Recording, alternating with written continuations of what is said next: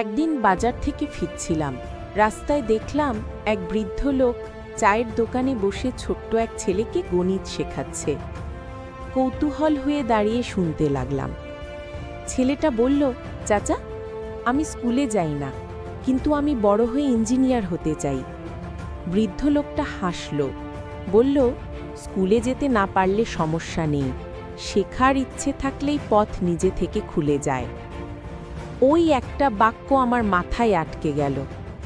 আমরা অনেকেই ভাবি শিক্ষা মানে শুধু ক্লাস, বই, পরীক্ষা, কিন্তু সত্যি কথা হলো শিক্ষা মানে হলো প্রতিদিন একটু একটু করে নিজেকে আগের দিনের থেকে ভালো বানানো। সেদিন বুঝলাম, যার ভিতরে শেখার আগুন থাকে তাকে দারিদ্রতা, ব্যর্থতা বা পরিস্থিতি কোনোদিনও থামাতে পারে না। শিক্ষা না থাকায় জীবন থেমে যায় না, শেখা থেমে গেলে জীবন থেমে যায়। বন্ধুরা, ভিডিওটি ভালো লাগলে লাইক, কমেন্ট অ্যান্ড সাবস্ক্রাইব করে নোটিফিকেশন বাটনটি অল করে দিও প্লিজ।